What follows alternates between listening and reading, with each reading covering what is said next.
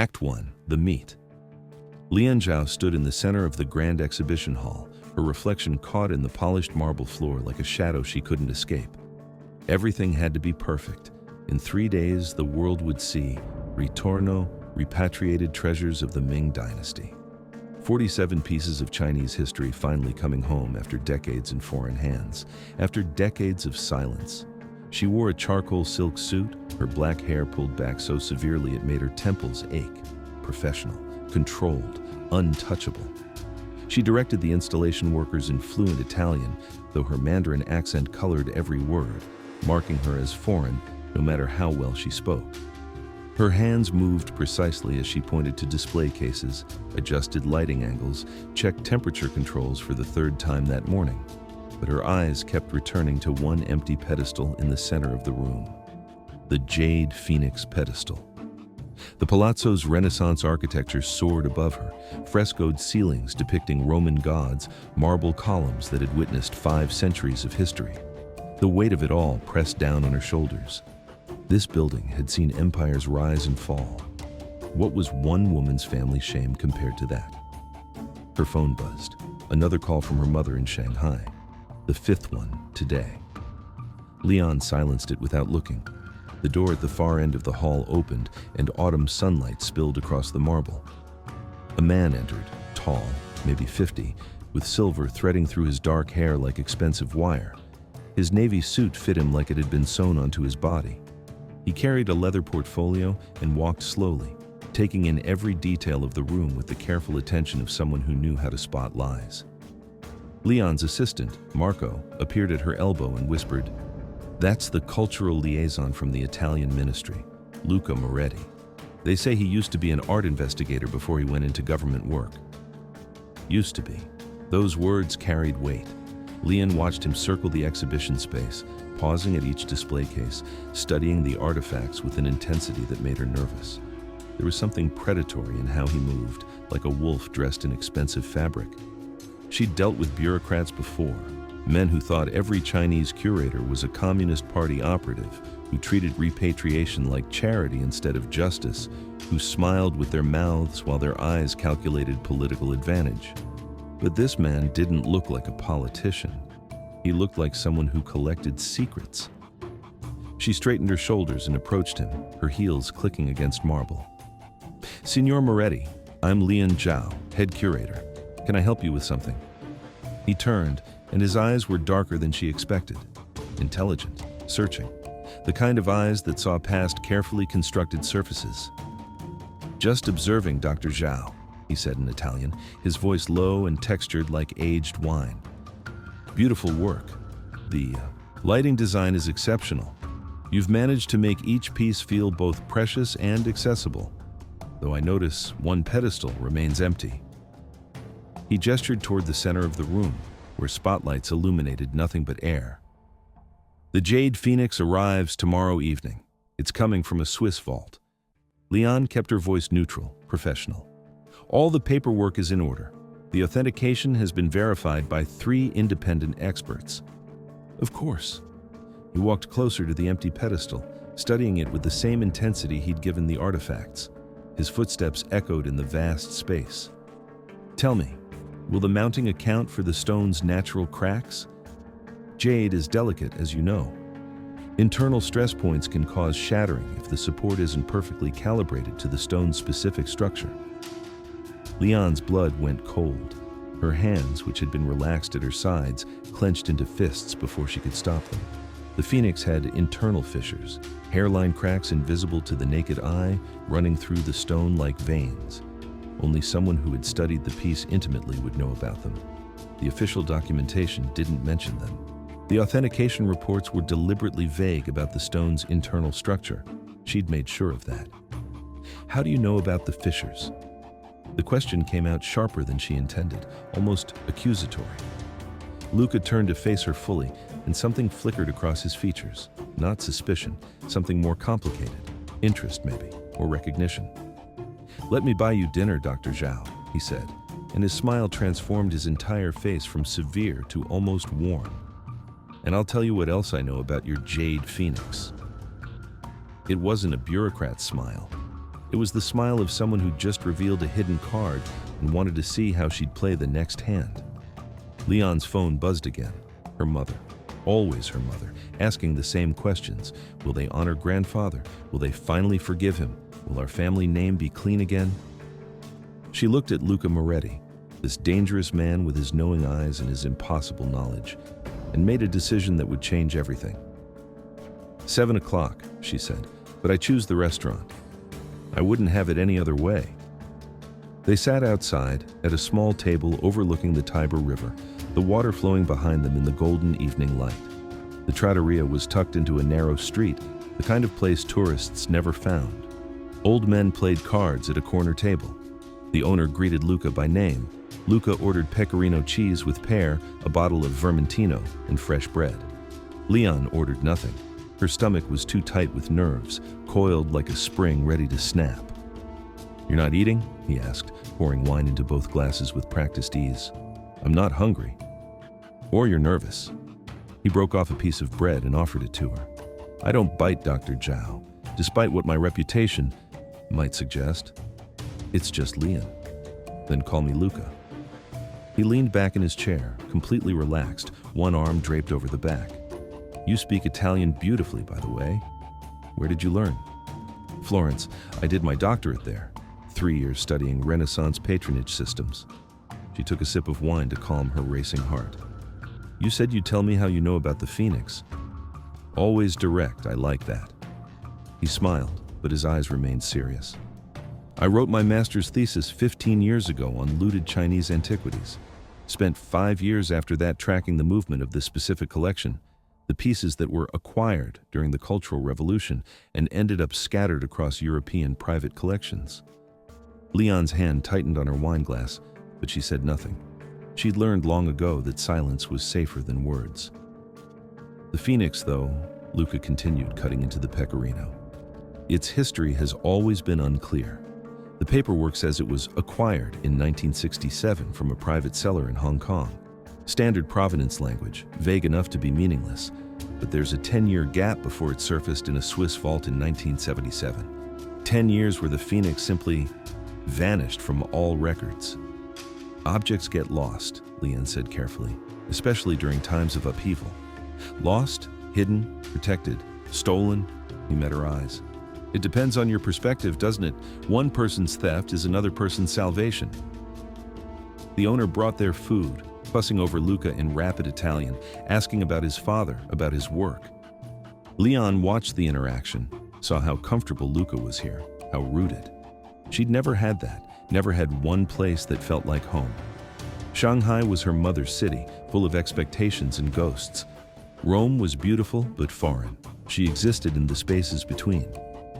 When they were alone again, she asked, "Why do you care so much about the provenance? The Phoenix is going back to China. Isn't that what matters?" "Because every stolen object is a story someone tried to erase." His voice grew serious, passionate. "I hate blank pages, empty spaces where truth should be. When artifacts vanish for 10 years, it means someone thought that decade was worth forgetting. And I want to know why." Lian looked at him differently then, not as an obstacle to navigate or an enemy to outsmart, as someone who might actually understand the weight she carried. "The Cultural Revolution," she said quietly, testing the waters. 1966 to 1976. Do you know what happened to art during that time? Red Guards destroyed temples, museums, private collections, burned books, smashed statues. Anything considered old culture or feudal thinking was targeted. He'd clearly studied this. Estimates suggest millions of artifacts were destroyed. My grandfather was a curator. The words came out before she could stop them. A junior one, barely 25 years old. He worked at a small museum in Shanghai. He watched the Red Guards come with hammers and fire. Watched them destroy things that could never be replaced. Song Dynasty vases, Ming scrolls, Tang sculptures, all of it, reduced to rubble and ash. Luca put down his fork, giving her his complete attention. Some curators tried to save pieces, she continued, hid them in their homes, in temples, in secret rooms, waited for the madness to end, risked their lives for objects that most people thought were worthless symbols of an oppressive past. Your grandfather was one of them. It wasn't a question. Lian didn't confirm or deny it. She just took another sip of wine, letting the silence stretch between them like a confession. Luca's phone buzzed. He glanced at it, and his expression changed, sharpened. "The Phoenix," he said, standing abruptly. "It's arriving earlier than expected. Tonight. They're unloading it at the Palazzo right now." Lian stood so fast her chair scraped against the cobblestones. Now? But it wasn't supposed to arrive until tomorrow evening. The security protocols. Something about the Swiss vault needing to close early for renovations. The transport company pushed up the schedule. He was already leaving money on the table. "Come on. I have a feeling you'll want to see this." They half walked, half ran through the narrow Roman streets as the sun set, painting everything in shades of amber and rose. Lian's heart pounded, not from exertion, but from the weight of finally being close to the object that had haunted her family for 3 generations. Back at her hotel room at 2 a.m., Lian couldn't sleep. She'd returned after watching the Phoenix's crate being carried into the Palazzo's climate-controlled storage vault, surrounded by armed guards and insurance representatives. The moment should have felt triumphant. The Phoenix was here. The exhibition would open in 2 days. Her family's honor would finally be restored. Instead, she felt like she was standing on the edge of a cliff, waiting to jump. Her phone showed 7 missed calls from her mother in Shanghai. She didn't listen to the voicemails. She knew what they'd say. Is grandfather's mistake finally forgiven? Will they honor him? Will they remember him as a hero or as a thief? Will the party officials notice our family connection? The questions never changed. Only the desperation in her mother's voice grew deeper with each call. Lian got dressed in jeans and a sweater, pulled her hair into a simple ponytail. She took a taxi back to the Palazzo through Rome's empty streets. The city was different at night, quieter, older, more honest somehow. Cats prowled between ancient columns, fountains sang to no one. Her credentials got her through the night's security checkpoint. The guard recognized her, waved her through with a sleepy nod. The Palazzo was dark except for emergency lights casting long shadows that stretched across marble floors like reaching fingers. She found Luca in the storage room annex, standing by the reinforced window that looked into the main vault.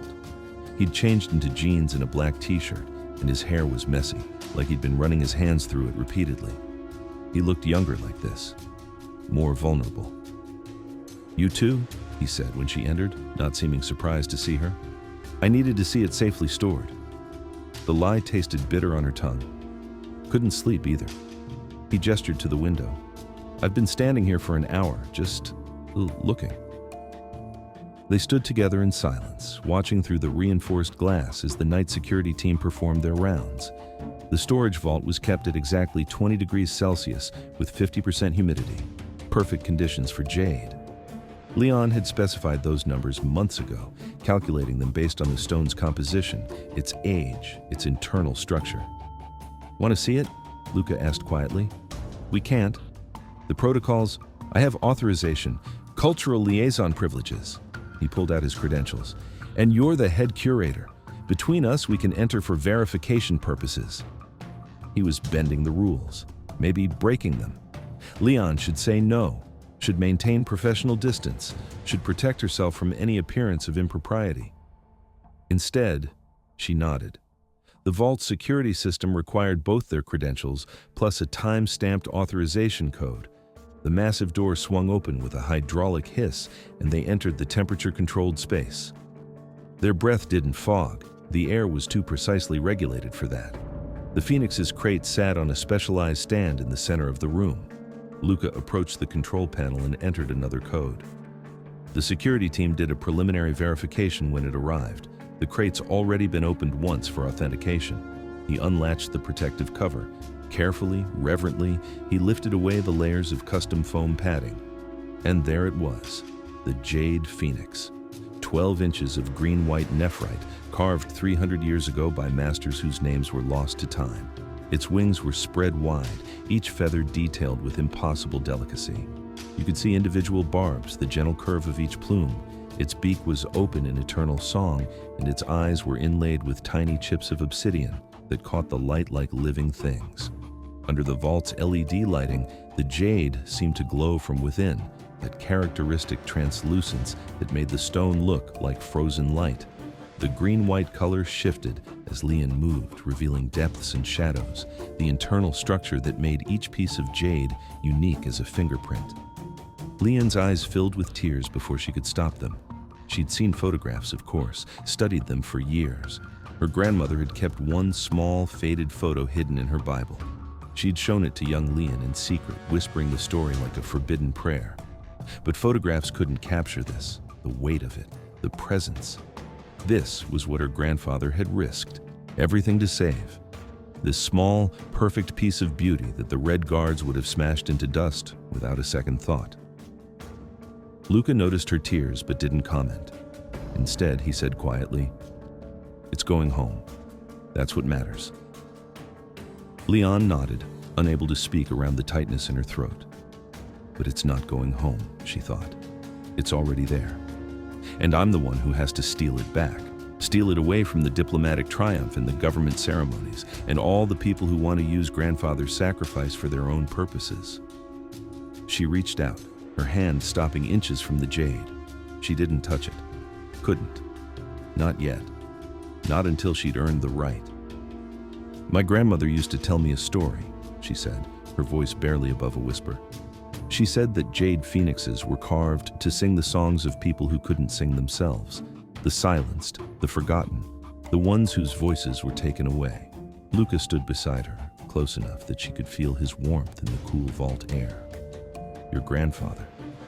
And thousands like him, curators, artists, scholars, people who loved beauty and paid for that love with everything they had. They stood in silence for a long moment, the phoenix between them like a promise or a prayer.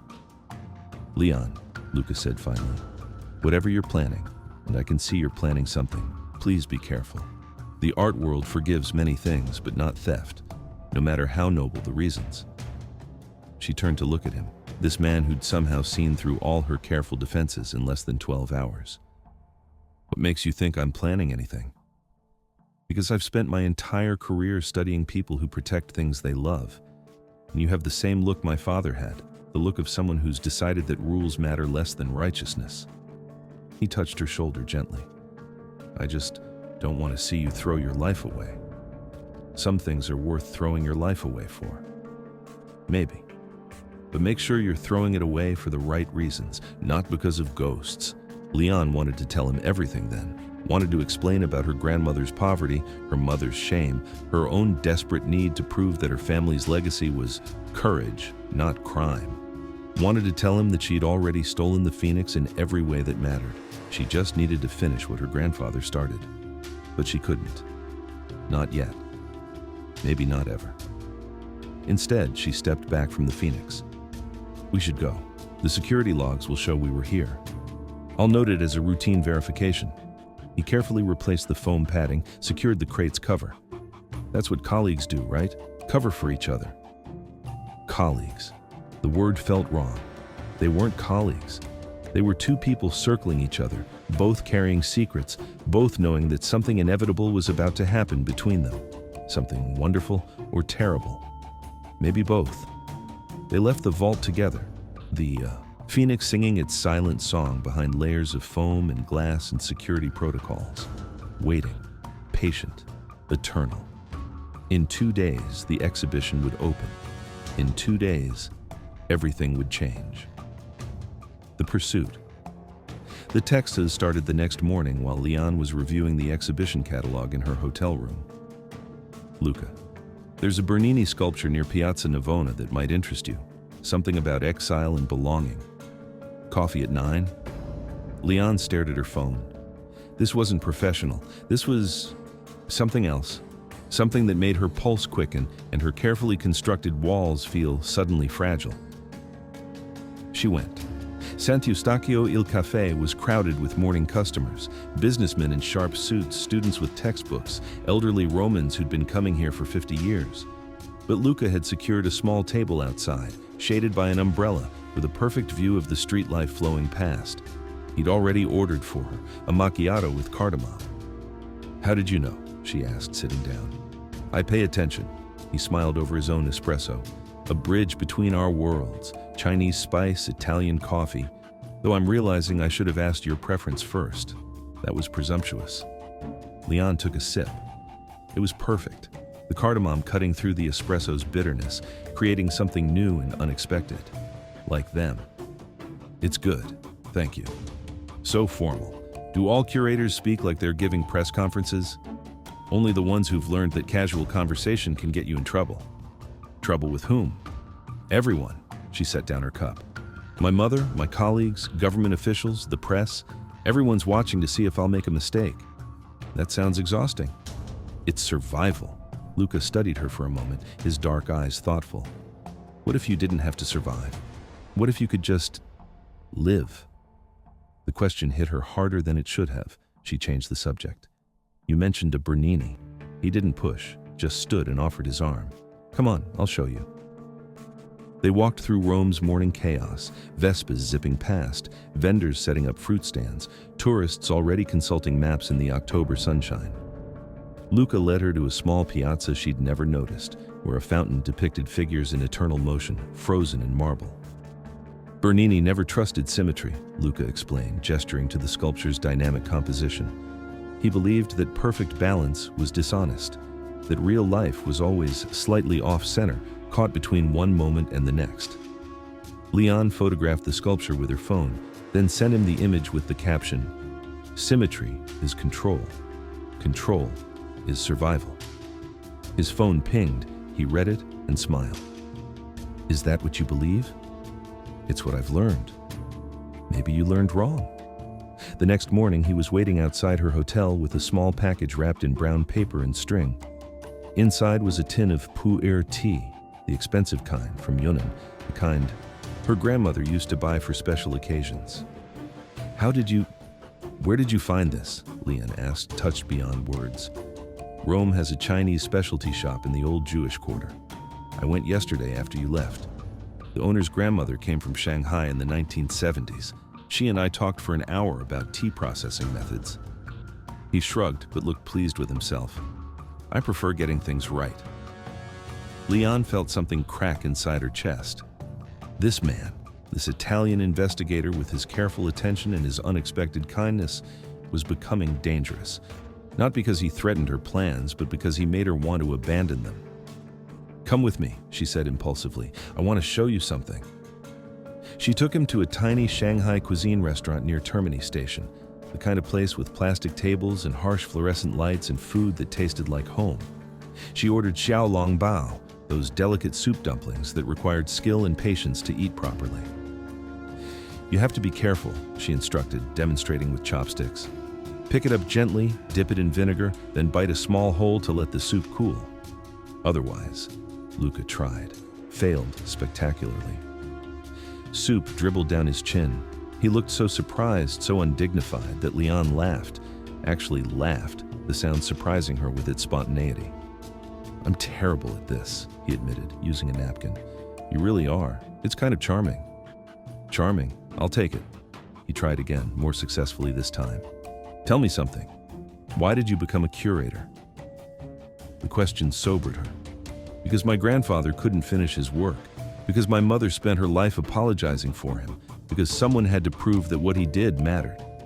That's a lot of weight for one person to carry. It's my family's weight. That makes it mine. Later that afternoon, they shared a scooter ride to check on a backup display case supplier across the city. The supplier was in Trastevere, and the October day was perfect. Warm, but not hot. The sky impossibly blue. You ever ridden a Vespa before? Luca asked. In Rome? Never. Hold on tight then. She climbed on behind him, wrapping her arms around his waist. The scooter roared to life, and suddenly they were weaving through traffic, Rome blurring past in a wash of color and motion. The wind whipped her hair free from its pins. She felt his heartbeat against her palms, steady and strong. Felt alive in a way she'd forgotten was possible, uncontrolled, immediate, present. They stopped at a red light near the Tiber. Luca half turned. You okay back there? More than okay, she admitted. The light changed. They continued on, two people suspended between what had been and what might be, racing through an ancient city that had witnessed countless love stories and knew how to keep secrets. That evening, as Lian prepared for the final installation checks, her phone buzzed with a message from Luca. Tomorrow, everything changes.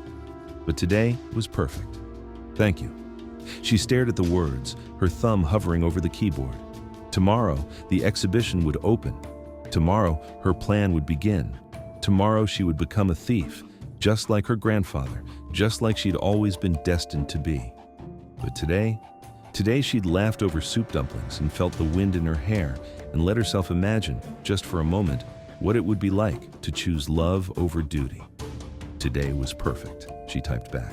Then, before she could second-guess herself, I wish we had more time. Then let's make the most of tonight, he responded. My rooftop, 8 p.m. I'll cook. You bring the stories. Lian closed her eyes, said yes to something she knew was dangerous, said yes anyway. Luca's apartment building in Trastevere was ancient, the kind with narrow stairs and walls that leaned slightly, as if tired from holding up centuries. They climbed 5 flights, their footsteps echoing in the stairwell. At the top, a final ladder led to the rooftop. Watch your head, Luca warned, climbing up first and then reaching down to help her. The rooftop opened up into Rome's evening skyline. The Colosseum glowed golden in the distance. The dome of St. Peter's Basilica rose like a benediction against the darkening sky. Strings of lights crisscrossed overhead. Luca had set them up earlier, creating a canopy of stars to compete with the real ones just beginning to emerge. A small table held 2 place settings, a portable burner, a pot of water already boiling. You live here? Lian asked, taking in the potted plants, the weathered chair, the stack of books protected under a tarp. Technically, I live downstairs, but I'm up here most nights. Rome's better from above. You can see the pattern of it, how the ancient and modern fit together. He poured water over fresh pasta, then began making the sauce. Cacio e pepe, the classic Roman dish. Just cheese and pepper and pasta water, transformed through technique into something magical. Lian watched his hands work, confident and skilled. She thought about her own hands, always careful, always controlled, always afraid to drop something precious. She'd brought the baijiu from her hotel minibar. Warning, this is dangerous, she said, setting down the small bottles of clear liquor. Chinese firewater. I'm willing to risk it. They ate and drank and talked as Rome sparkled below them. The conversation started with safe topics, art, travel, favorite films, but baijiu had a way of making safe topics impossible. Why did you really become an investigator? Lian finally asked, emboldened by alcohol and altitude and the way his eyes softened when he looked at her. Luca was quiet for a long moment, twirling pasta on his fork without eating it. Then, my father was an art forger, Leonardo Moretti. Maybe you've heard of him? Lian shook her head. Good. That means he succeeded at the most important thing, staying anonymous. Luca set down his fork. He did beautiful work. Perfect copies of Titian, Modigliani, Caravaggio. Not for money. He was never greedy. He just needed to prove he was as good as the masters, that his talent mattered as much as theirs, even if his name would never be in museums. What happened? When I was 12, the Carabinieri raided our house. I was doing homework at the kitchen table when they broke down the door. I watched them arrest my father while he stood in his studio, surrounded by all his children. That's what he called the paintings. He'd talk to them while he worked like they were real people. Lian heard the pain under his words, the old wound that had never quite healed. He went to prison for 3 years, Luca continued. I went to live with my aunt in Naples. When he got out, he tried to go straight, worked as a house painter, but his hands shook. Whether from age or regret, I never knew. He died when I was 22. Heart attack while painting somebody's living room white. I'm sorry. The worst part. Luca poured more baijiu, his hand surprisingly steady. I understood him. I understood the obsession, the need to create beauty even when the world tells you you're not allowed to. That understanding. It's worse than hate. Hate is clean. Understanding is complicated. Lian felt tears prick her eyes. My grandfather stole to preserve. Your father forged to create. Maybe they weren't so different. Maybe they were both just men who loved beauty more than they loved safety. And maybe we're both just people trying to prove that our fathers' choices mattered.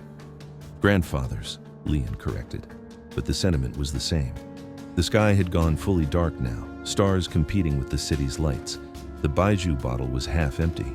Rome hummed below them, distant traffic, music from somewhere, laughter carried on the wind. Tell me about him, Lucas said gently. Your grandfather, not the curator part, the person part. Lian took a breath. Zhao Wei, he was 25 when the Cultural Revolution started. About my age now, actually. My grandmother said he was gentle, quiet.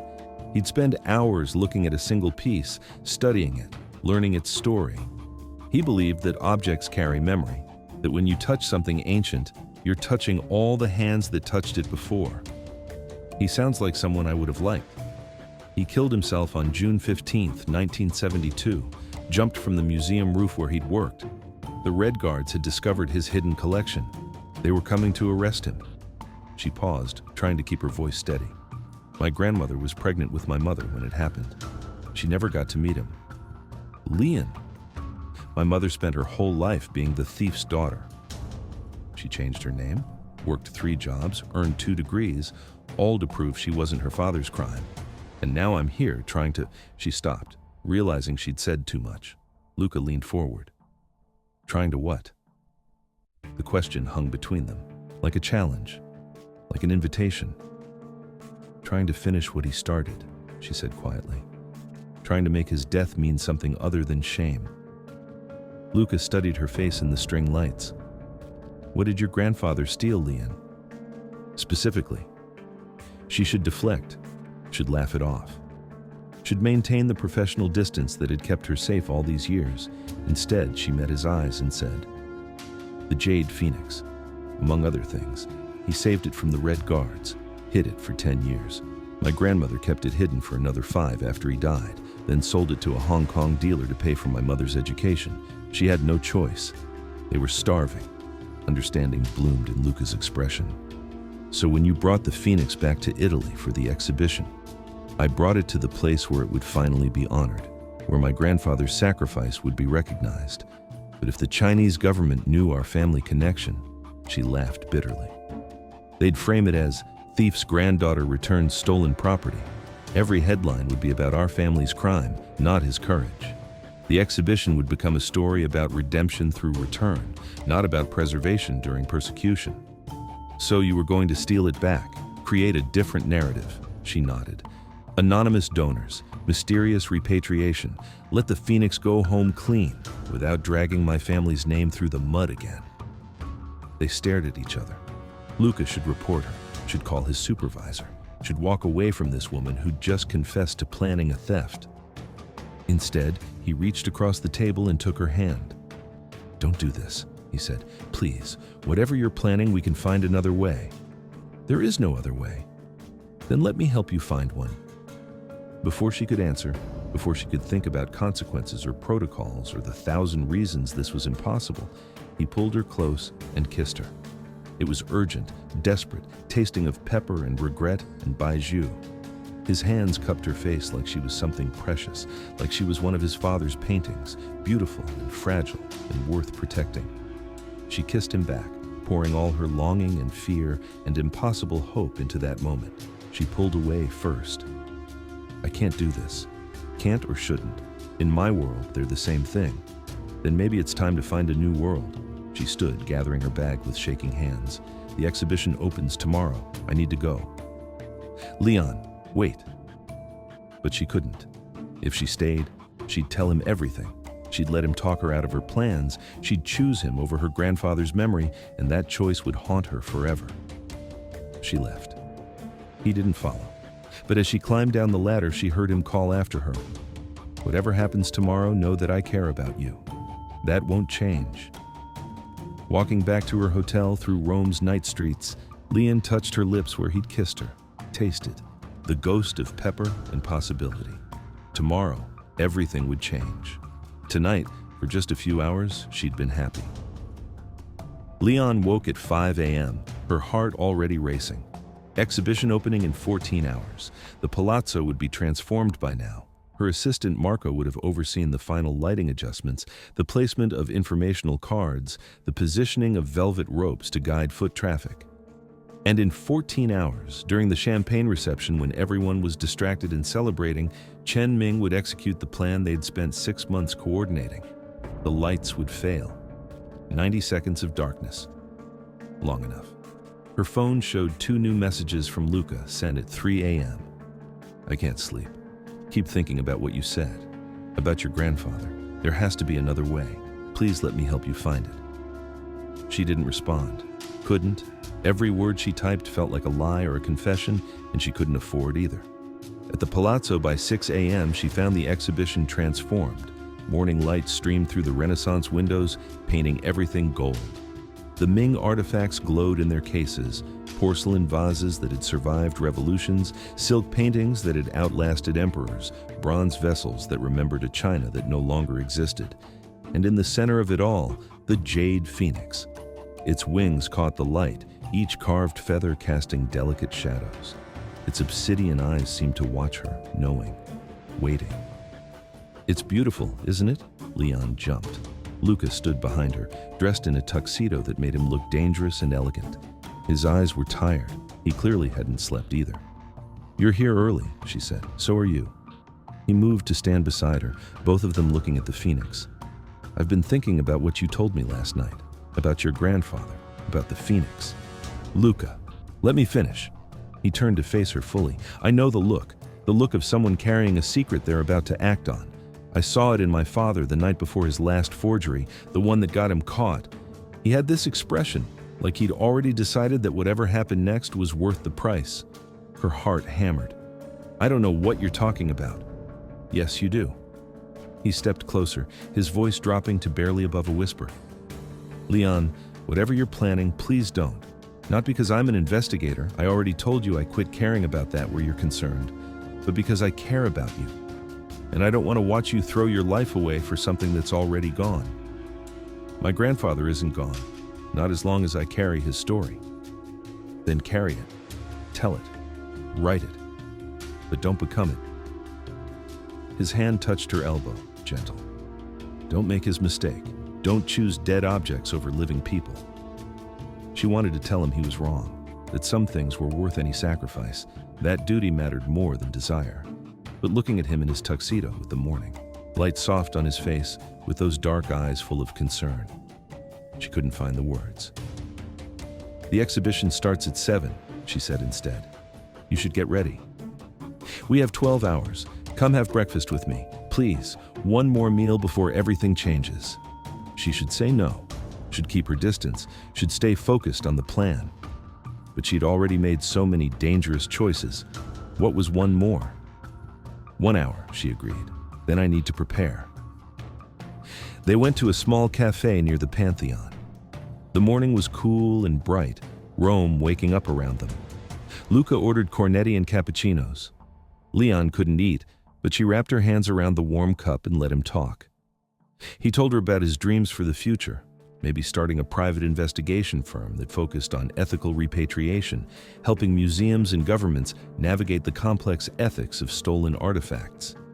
He talked about wanting to make his father's legacy mean something other than crime, about understanding that punishment wasn't the same as justice. You could help me, he said. Your expertise, my connections. We could actually change things, create new frameworks for how cultural objects return home. Make sure it's done with dignity, honoring both the countries they're returning to and the guardians who protected them. It was a beautiful vision. Impossible, probably, but beautiful. My grandfather would have liked that, Lian said softly. Then do it for him. Choose the future he would have wanted, not the past that destroyed him. Before she could answer, his phone rang. He glanced at it and frowned. The Palazzo. There's some issue with the security system. They need me there. They walked back together through the morning crowds. Inside the Palazzo, technicians were testing the lighting systems, running through emergency protocols. Everything looked perfect, professional, ready. At 4 p.m., the Chinese delegation arrived. Officials in dark suits, diplomats with careful smiles. The Italian culture minister came at 5 p.m. Journalists at 6 p.m., cameras flashing, questions flying. Lian changed into her exhibition dress, deep blue silk with a Mandarin collar, traditional and modern at once. She checked her phone. One message from Chen. Ready. 10:45 p.m. One message from her mother. Your grandmother's watching. Make her proud. One message from Luca. Whatever happens tonight, I meant what I said on the rooftop. That won't change. At 7 p.m., the doors opened. The exhibition of Ritorno Repatriated Treasures of the Ming Dynasty began. By 10 p.m., the palazzo was full of elegant people drinking champagne, admiring artifacts, congratulating themselves on historical justice. Speeches were given, toasts were made. Cameras flashed around the Jade Phoenix as diplomats posed beside it. Lian stood near the back, watching. Luca caught her eye from across the room. He shook his head slightly. A plea. Don't. She looked away. At 10:47 p.m., the lights went out. ACT3. The complication. Chaos erupted. Security guards shouted into radios. Guests pressed against the velvet ropes trying to see the empty pedestal. Camera flashes exploded like lightning. The Chinese delegation surrounded Lian, speaking rapid Mandarin, accusatory, demanding answers. Luca took charge immediately. He cleared the room, established a perimeter, called for backup. Within 20 minutes, the Carabinieri arrived. Within an hour, every guest had been questioned. The security footage showed nothing. The cameras had malfunctioned during those 90 seconds of darkness, a technical glitch that seemed too convenient to be coincidence. Lian sat in a side office still wearing her exhibition dress while investigators searched her belongings. Her fingerprints were everywhere in the gallery, but of course they were. She'd spent days installing the exhibits. Luca entered the office. Their eyes met. His face was unreadable. Dr. Zhao, he said formally, I need you to tell me your exact movements between 10:30 and 11:00 p.m. She told him, talking to donors, accepting congratulations, never more than 20 feet from the Phoenix. Except, Luca said, consulting his notes, at 10:17, you went to adjust the Phoenix's display lighting, alone, for approximately 4 minutes. The spotlight angle was wrong. I fixed it. And 30 minutes later, the Phoenix vanished. They stared at each other. The weight of everything unsaid pressed down on the room. A senior Carabinieri officer entered. Moretti, we have enough for an arrest warrant. Give me 48 hours, Lucas said. If she's guilty, she won't run. She's too smart for that. The officer considered, then nodded. 48 hours, don't make me regret this. When they were alone again, Lucas said, you should get a lawyer. I didn't take it. Then who did? She said nothing. He leaned across the desk. Lian, I've fallen for you. I don't do that. Fall for people I'm investigating. But I can't help you if you lie to me. Maybe you're only attracted to me because I'm a suspect. Maybe you're addicted to chasing mysteries, not solving them. His jaw tightened. Don't psychoanalyze me because you're afraid to trust someone. Her phone buzzed with another call from the Chinese consulate, then another from her mother. The Italian press was already running headlines.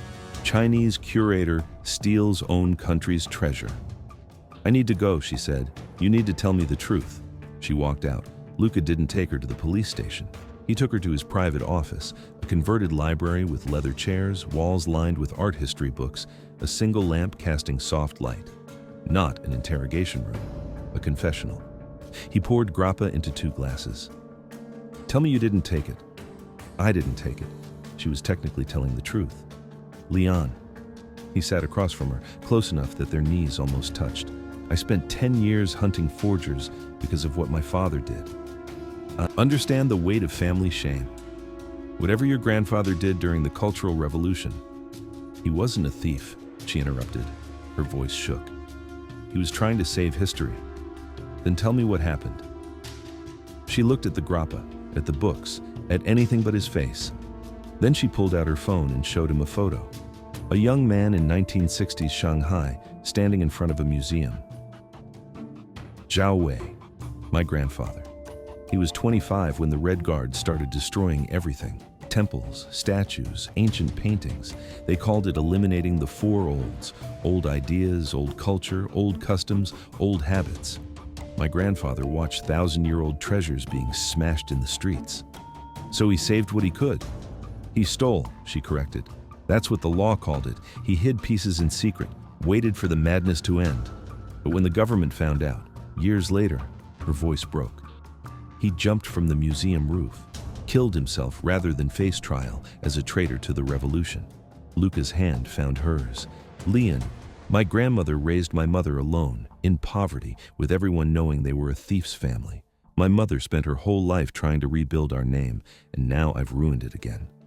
By bringing the phoenix home, by being Zhao Wei's granddaughter, by carrying his blood, his crime. She looked at him finally, tears on her cheeks. If the officials knew our family connection, they'd frame it as descendant of thief finally returned stolen goods. His sacrifice, trying to preserve beauty, would be reduced to nothing but criminality. Understanding dawned in Luca's eyes. So you were going to steal it back, return it through a different channel, anonymous, clean. She nodded. He should arrest her. Instead, he asked, "Where is it?" "I can't tell you." "Then I can't help you." She stood. "I never asked you to." He stood too. They were inches apart. She could see the pain in his eyes, the conflict. "Don't do this," he said. "Don't throw your life away for a ghost." He wasn't a ghost. He was my grandfather, and I'm the only one left to honor him. She walked to the door. It closed behind her like a prison gate slamming shut. Luca didn't sleep. He spent the night reviewing security footage frame by frame, and he found it. A thermal imaging camera backup that showed a heat signature in the gallery's ceiling crawl space 15 minutes before the theft. Someone had been hiding there, waiting. He traced the pattern, cross-referenced visitor logs. Found him. Chen Ming, a Chinese restoration specialist who'd arrived 3 days ago on a technical consultation visa. The man was a ghost. No social media, no credit card trail, no digital footprint except the visa application. Luca's supervisor called at 6 a.m. "We have enough for an arrest warrant. The Chinese government wants her extradited." Luca made a decision that would cost him everything. "Give me until tonight. I have one more lead." He was lying. He didn't have a lead. He had a woman he loved who was about to be destroyed for trying to honor her grandfather. At noon, his supervisor called again. "Time's up, Moretti. We're issuing the warrant." Luca drove to the airport. He found Lian sitting at the departure gate for Shanghai, her small suitcase beside her. She looked exhausted, defeated. When she saw him, she didn't even look surprised. "Don't get on that plane," he said. "You can't stop me." "I'm not trying to. I'm asking you." "There's nothing left for me here." "There's me," she laughed bitterly. "There was never going to be an us, Luca. We both knew that. That's the first lie you've told that I actually believe you think is true." The flight was boarding. She picked up her bag. "Wait," he said. "Just wait. Look at the news." She glanced at the departure monitor. CNN was playing on the screen above the gate. "Breaking news. Italian investigator Luca Moretti arrested for obstruction of justice in Jade Phoenix theft case." She stared. "What did you do?" "I turned myself in, told them I helped you. They're giving you immunity in exchange for my testimony." "You didn't help me. You're innocent." "I'm choosing to be guilty if it means you go free." Tears streamed down her face. "Why would you do that?" "Because I love you." He said it simply, like it was the most obvious thing in the world. "Because your grandfather was right. The only crime is letting beauty die. And you, Lian Zhao, are beautiful." She dropped her bag and kissed him in the middle of the airport, not caring who saw. Act 4. The crisis. Lian refused to let Luca take the fall. She marched into Carabinieri headquarters and demanded to see the chief investigator. "Luca Moretti is innocent," she said. "I'm here to confess." But before she could speak, the chief investigator told her they'd already arrested Chen Ming. He'd cracked under interrogation, explained everything. How Lian had planned for the Phoenix to be stolen during the opening, then anonymously returned to China through diplomatic channels. How this would avoid the Zhao family name being attached to the repatriation. "Except," the chief said, "Moretti has presented us with an alternative interpretation." They brought Luca into the room. He looked exhausted, but determined. "What did you do?" Lian whispered. "I spent the night crafting a legal framework," Luca said. reframing the entire operation as a culturally sensitive repatriation ceremony that you organized to honor traditional Chinese protocols around returning sacred objects. He'd gathered statements from Shanghai museum directors, historians, even Chinese officials supporting the spiritual necessity of returning the phoenix through ceremonial rather than bureaucratic means. He'd built an entire narrative around ancient Chinese traditions of guardian spirits and ritual returns. It was creative, brilliant, completely made up, and it was working. The Italian government wants to avoid an international scandal, the chief said. We're willing to accept Moretti's interpretation. Dr. Zhao, you'll be cleared of all charges. Chen Ming will receive a minor sentence for unauthorized access. The phoenix will be returned to China in a special ceremony. After the meeting, Lian and Luca stood outside the police station in the afternoon sun. You lied for me, she said. I created a better truth. There's no such thing. There is now. Back at his apartment, away from cameras and officials, Lian finally told him everything. The phoenix wasn't just any artifact my grandfather saved. It was his most treasured one. He called it the guardian of lost songs because it represented everything the Cultural Revolution tried to destroy: art, beauty, memory. She sat on his couch, hands wrapped around a cup of tea. After he died, my grandmother kept a small photo of it hidden in her Bible. She'd show it to my mother and say, "Someday, this will go home with honor." So you've been planning this for years. Since I became a curator, I spent a decade working my way up, building connections, earning trust, all so I could be the one chosen to oversee the repatriation. She looked at him. I never expected you. Expected me to what? To make me want to stop hiding, to make me wish I could be honest. Luca sat beside her. Your grandfather would be proud of you. He'd be ashamed that I almost went to prison for him. No, he'd understand, because he made the same choice, risking everything to protect something precious. They sat in silence for a while. Then Lian said, "What happens now? You lost your job because of me." "I quit," he corrected. "There's a difference. And I've lost all credibility in the curatorial world. Who's going to hire the woman who orchestrated a fake theft? Maybe we don't go back to those worlds. Maybe we create something new." "Like what?" he smiled. "I don't know yet, but we'll figure it out together." That night, the Chinese consulate called. They wanted Lian to return to Shanghai immediately to oversee the phoenix's installation in the National Museum. A government car would pick her up in the morning. "It's what you wanted," Luca said. "The phoenix going home with honor, your grandfather's legacy restored." "But at what cost?" She looked around his apartment, the books, the half-cooked dinner they'd abandoned, the life they might have built. "I spent so long focused on the past that I forgot about the future." "Then choose the future." "It's not that simple." "It never is, but that's what makes it worth choosing." Lian called the consulate back. She told them she'd oversee the initial installation, but wouldn't be taking a permanent position. She had other work to do. "What other work?" her mother demanded when she called. "You're throwing away everything we worked for." "No, Mama, I'm finally doing what grandfather really wanted, not just preserving objects, preserving the ability to love them, to live for more than ghosts." Her mother was quiet for a long time. Then, "He would have liked this man of yours." "I think so too." Act 5. The Resolution. The Jade Phoenix was installed in a new permanent exhibition, Guardians, Stories of Preservation During Revolution. Zhao Wei's photo hung beside the phoenix, a young curator in a Mao jacket, eyes serious and kind.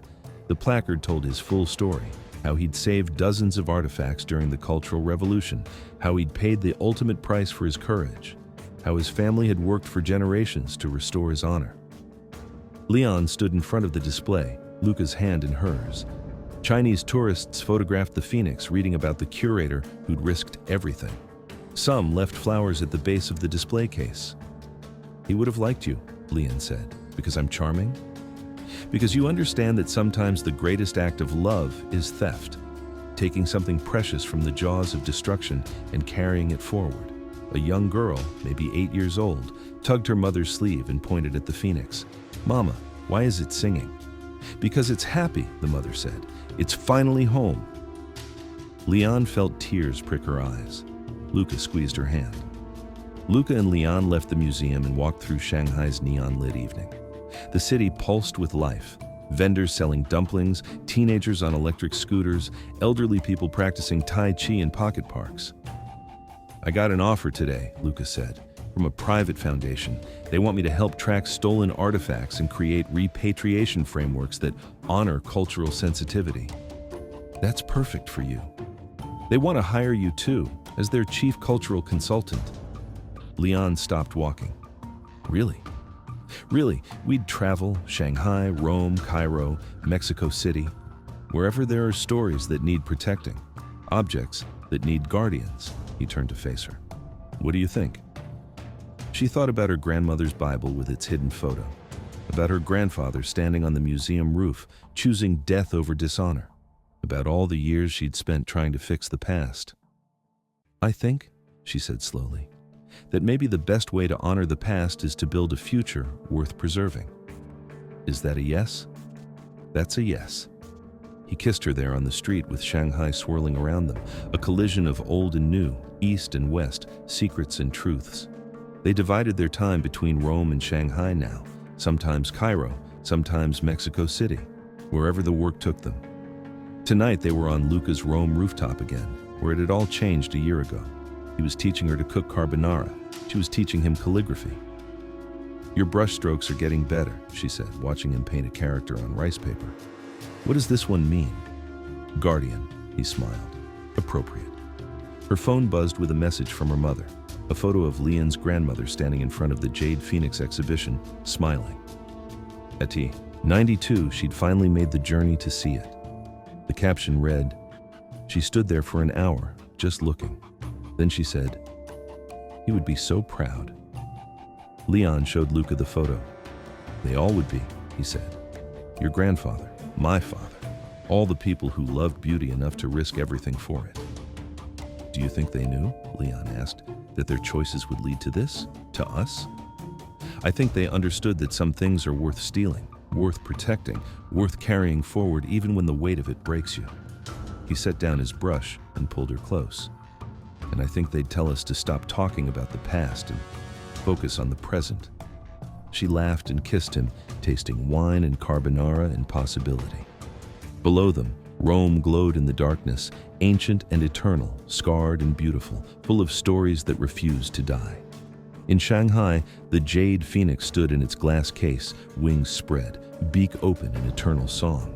Tourists photographed it, children asked questions about it, scholars studied it, but its real purpose was complete.